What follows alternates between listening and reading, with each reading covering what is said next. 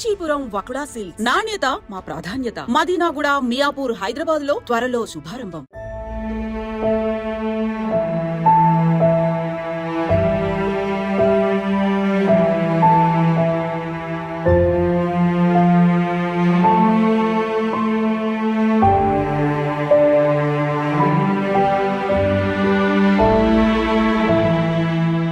కాకినాడ విషాదకర ఘటనకు సంబంధించి పోలీసులు అప్డేట్ కూడా చెప్పడం జరిగింది. మనుషులు ఇప్పటివరకు పగలతో హత్యలు చేసుకోవడం, లేకపోతే ఏదో సాధించలేకపోయామని ఆత్మహత్యలు చేసుకోవడం మనం విన్నాం. కానీ ఈ కేసులో ఇద్దరు పిల్లలకి కళ్ళకు గంతలు కట్టి, కాళ్ళు చేతులు కట్టేసి 2 నీళ్ల బకెట్లలో ఇద్దరు పిల్లల్ని కూడా ముంచి తాను కూడా చనిపోయినటువంటి ఒక తండ్రి గురించి మనం గత 2 రోజులుగా మాట్లాడుకుంటూ ఉన్నాం. ఈ విషాదకరమైనటువంటి ఘటన చాలా బాధాకరం. ప్రతి ఒక్కరి కళ్ళంట కన్నీళ్లు పెట్టించింది. ఆఖరికి తండ్రి ఇలా చేసి ఉండడు అని కొంతమంది వాదన వినిపిస్తూనే ఉన్నారు. కానీ కేసు ప్రైమరీగానే అతను రాసినటువంటి సూసైడ్ లెటర్లో రాసి ఉన్న వాస్తవాలను బట్టి ఆయనే ఆ ఇద్దరు పిల్లల్ని అలా చంపేసి కన్న తండ్రి తాను కూడా ఆత్మహత్య చేసుకున్నాడు అని పోలీసులు నిర్ధారించినప్పటికీ కొంతమంది దీనిపైన రకరకాల విశ్లేషణలు మొదలుపెట్టారు. అసలు ఆ పిల్లల్ని చంపినప్పుడు తల్లి ఏమైంది, ఆయన కూడా చనిపోయినప్పుడు ఆమె ఏం చేస్తోంది అని రకరకాల విషయాలు బయటికి, అంటే ఒక్కొక్కరు ఒక్కొక్క రకమైన వాదన వినిపిస్తున్నారు. ఫైనల్గా నిన్న ఈవినింగ్ కాకినాడ ఏఎస్పీ గారు కూడా ఈ కేసుకు సంబంధించినటువంటి పూర్తి వివరాలు మీడియా ద్వారా వెల్లడించడం జరిగింది. పిల్లల యొక్క కాళ్ళు చేతులు యొక్క పురికొసతోటి గట్టిగా 2 కూడా కదలకుండా కట్టేయటం, అదేవిధంగా కళ్ళకి కూడా గంతలు కట్టాడు. పిల్లల్ని ఏదన్నా ఆట ఆడదామనేటువంటి మభ్య పెట్టి జాగ్రత్తగా ట్రాప్ చేసి కళ్ళకి గంటలు కట్టిన తర్వాత కాళ్ళు చేతులు టైట్ చేసి వీళ్ళని తీసుకెళ్ళి బకెట్లో ముంచేస్తే అది ఊపిరి ఆడక ఆ పిల్లలు అక్కడ అందులో బకెట్లో చనిపోవడం జరిగింది.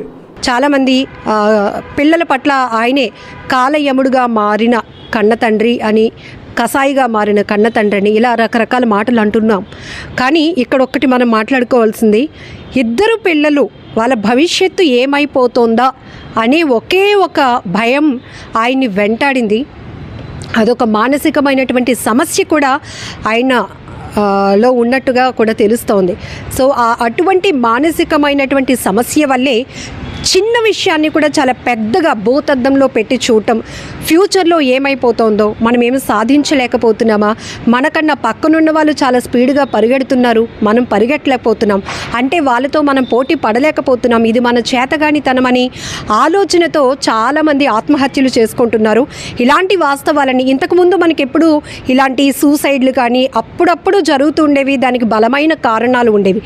కానీ తరచుగా గత కొన్ని సంవత్సరాలుగా మనం చూస్తున్న ఆత్మహత్యలకి కారణాలు ఎగ్జామ్ రాసి వచ్చినటువంటి విద్యార్థిని తాను ఆ ఎగ్జామ్ సరిగ్గా రాయలేదని ఇంట్లో వాళ్ళకి చెప్పలేక ఆత్మహత్య చేసుకుంది, లేకపోతే తండ్రి సెల్ ఫోన్ చూడొద్దన్నాడని కన్న కొడుకు తట్టుకోలేక ఆత్మహత్య చేసుకున్నాడు.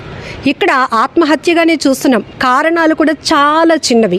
ఇప్పుడు ఈ విషయంలో కూడా ఈయన ఓఎన్జీసీలో అసిస్టెంట్ అకౌంటెంట్గా పనిచేస్తున్నాడు. నిన్న పోలీసులు చెప్పినటువంటి డీటెయిల్స్ ప్రకారమే నేను చెప్తున్నాను, 1,50,000 జీతం ఆయన సంపాదిస్తున్నాడు.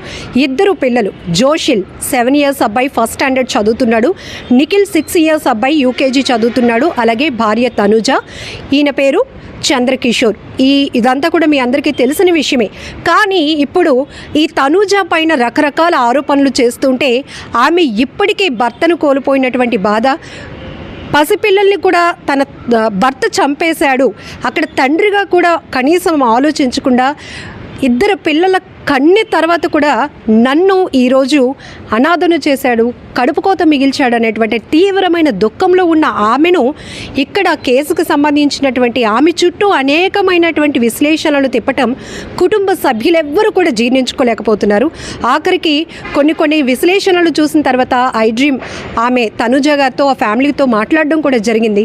ఇప్పుడైతే నా గొంతు ఏమి మాట్లాడదలుచుకోవట్లేదు, ఎందుకంటే గుండెలు నిండా ఉన్నటువంటి దుఃఖంతో ఉన్న నేను అసలు మాట్లాడడానికి కూడా నాకు మాటలు రావటం లేదు. కన్నీళ్ళు కూడా అసలు ఈ ఘటన జరిగిన తర్వాత భర్తను కోల్పోయి 2 పిల్లల్ని కోల్పోయి ఇప్పుడు నా పరిస్థితి ఏంటి అనేది ఆలోచించుకుంటూ నేను అల్లాడిపోతున్నాను. అలాంటిది ఎన్నో విశ్లేషణలు, ఎన్నో వార్తల్లో నా పేరు, నా చుట్టూ కేసుని తిప్పుతూ ఉన్నారు. ఇది మమ్మల్ని బాధిస్తోంది. దయచేసి మీడియా వాస్తవాలు చెప్పడానికి ప్రయత్నించండి అంటూ ఆమె ఫోన్ కాల్లో కూడా చెప్పడం జరిగింది. సో ఆ రిక్వెస్ట్ మేరకు కూడా ఈ వీడియో మళ్ళీ అప్డేట్తో మీకు ఇస్తున్నాం. నిన్న ఏఎస్పీ గారు కూడా ప్రెస్ మీట్ పెట్టి మీడియా ద్వారా ప్రతి ఒక్కరికి ఈ కేసు వివరాలు చెప్పారు. ఎందుకంటే ప్రైమరీగా కొన్ని ఆధారాలు లభించినప్పటికీ కూడా అన్ని కోణాల్లో ఏవైతే కొన్ని చోట్ల బంధువులే అనుమానాలు వ్యక్తం చేస్తారు, లేకపోతే క్లూస్ టీమ్ బయటపెట్టినటువంటి వాస్తవాల ద్వారా కూడా, ఆధారాల ద్వారా కూడా కేసును అన్ని కోణాల్లో విశ్లేషించాల్సిన అవసరం ఉంటుంది, విచారణ జరిపించాల్సిన బాధ్యత పోలీసులకు ఉంటుంది. అయితే ఇక్కడ ఆయన సూసైడ్ లెటర్ రాసి అందులో ఎందుకు చనిపోతున్నాను, ఎందుకు నా పిల్లలిద్దరినీ కూడా బకెట్ నీళ్ళల్లో ముంచి చంపేశాను, నా భార్యని ఒంటరి చేశాను అని ఆయన చాలా స్పష్టంగా సూసైడ్ లెటర్లో రాశారు అని పోలీసులు చెప్తున్నా ఈరోజు సొసైటీలో కొంతమంది దాన్ని నమ్మటానికి ఇష్టపడటం లేదు. కాబట్టి నిన్న వెరీ క్లియర్గా ఒక ప్రెస్ మీట్ కూడా పెట్టారు. ఆ సూసైడ్ నోట్లో కూడా పిల్లలు ఈ పోటీ ప్రపంచంలో రాణించలేకపోతున్నారు అనేటటువంటి బాధ నన్ను చాలా బాధ పెడుతోంది. ఆ మానసికమైన ఒత్తిడి నేను తట్టుకోలేక, కానీ నా భార్య చాలా ప్రేమగా చూసుకునేది అంటూ కూడా భార్య కోసం కూడా ఒక మాట ఆయన మెన్షన్ చేయడం జరిగింది. ఓఎన్జీసీలో జాబ్, 1,50,000 జీతం, సొంత ఇల్లుంది, బంధువులు, అలాగే మృతుడు ఎవరైతే ఉన్నారో చంద్రకిషోర్ వాళ్ళ అన్నయ్య గారు కూడా ఈ కేసు వెంటనే ఆయన స్పందించి ఒక వీడియో బయట కూడా రిలీజ్ చేశారు. అంత పిరికివాడు కాదు మా తమ్ముడు, ఆర్థికంగా కూడా చాలా ప్రొటెక్టివ్గా ఉన్న వ్యక్తే కాబట్టి తనకి ఆత్మహత్య చేసుకోవాల్సిన అవసరం లేదని ఆయన కూడా ఒక మాట చెప్పినప్పుడు ఆ కోణంలో కూడా కేసు తిరిగింది. ఫైనల్గా పోలీసులు నిర్ధారించిన విషయం ఏంటంటే, నిర్ధారించడమే కాదు, ఆ సూసైడ్ నోట్లో ఏముందో అన్ని వివరాలు చెప్తూనే ఇలా ఆలోచించడానికి కారణాలు కూడా పోలీసులు చెప్పారు. ఎందుకంటే సైకాలజిస్టులను కూడా కొన్ని కేసుల్లో వాళ్ళ అభిప్రాయం కూడా తీసుకొని కొన్ని కేసులు ఛేదించాల్సిన పరిస్థితి పోలీసులది. ఎందుకంటే వీళ్ళు ఐపీఎస్లు చాలా ట్రైన్డ్గా ఉండొచ్చు, కానీ ఈ మధ్యకాలంలో జరుగుతున్న క్రైముల్లో చనిపోతున్న వాళ్ళు కానీ, చంపేస్తున్న వాళ్ళు, నేరస్తులు వాళ్ళు కానీ, వాళ్ళ యొక్క సైకాలజీ ఎలా ఉంది అని తెలుసుకోవడానికి కోసం కొన్ని కేసులు టేకప్ చేయడానికి, ఇన్వెస్టిగేషన్ చేయడానికి కూడా సైకాలజిస్టులను అప్రోచ్ అవుతున్నారు పోలీసులు. దానిలో భాగంగానే హెరిడేటరీగా కొంతమందికి కొన్ని భావాలు వస్తాయంట. అది కూడా ఆత్మన్యూన్యత భావం అనేది ఈ చంద్రకిషోర్లో చాలా ఎక్కువ ఉంది. ఇది ఒక రకమైన మానసిక సమస్యగా నిర్ధారించారు పోలీసులు. అది కూడా సైకాలజిస్టులు చెప్పడం ద్వారా. ఈ యొక్క తల్లిదండ్రులు ఈ కేసును బట్టి మనం చెప్పేది ఏంటంటే, ప్రజలకి మేము ఇచ్చేటటువంటి సార్ కానీ మేము కానీ ఇచ్చే సందేశం ఏంటంటే, పిల్లల మీద ఈ యొక్క చదువు ఒత్తిడి అనేటటువంటిది ఎక్కువ పెట్టవద్దు. అదేవిధంగా 5th క్లాసు 10th క్లాస్ లోపు వీళ్ళు ఏదో చదివేస్తారు, వీళ్ళు అయిపోతారు అనేటటువంటిది ఆశించవద్దు.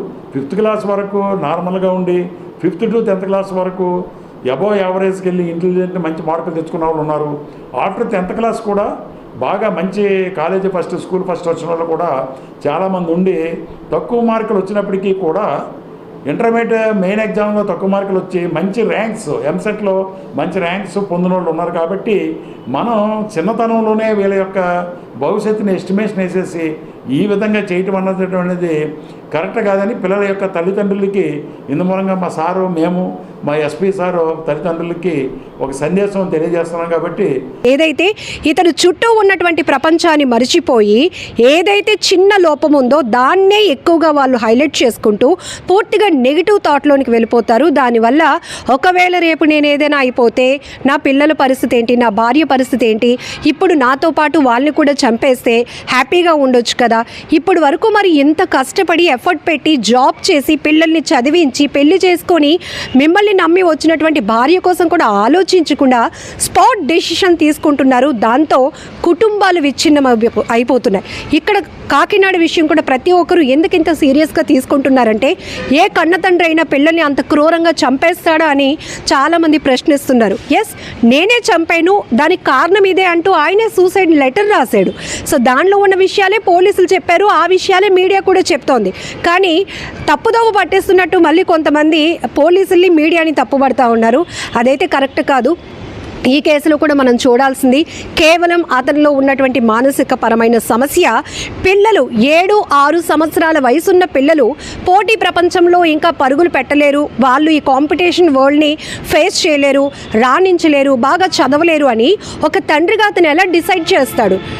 ఎప్పుడు డిసైడ్ చేయొచ్చు? ఒక 20 ఏళ్ళు 25 ఏళ్ళు వచ్చినాక ఇంత చదివించాను పిల్లల్ని, ఉద్యోగాలు లేవు, కనీసం మా మాట వినట్లేదు, పోకిరీలుగా తిరుగుతున్నారు, వీళ్ళు మాకు కంట్రోల్ తప్పిపోయారు అన్నప్పుడు అలాంటి కొద్దిపాటి ఆలోచన చేసినా అందులో ఒక క్రెడిబిలిటీ ఉంటుంది. కానీ 7-6 సంవత్సరాల వయసు ఉన్న పిల్లలు ఇంకా ఏమీ చదవలేదు, వీళ్ళు ఇంకా చదవలేరు, వీళ్ళు దేనికి పనికిరారు, వీళ్ళు ఏది సాధించలేరు అని ఎలా చెప్పగలిగారు ఆ తండ్రి?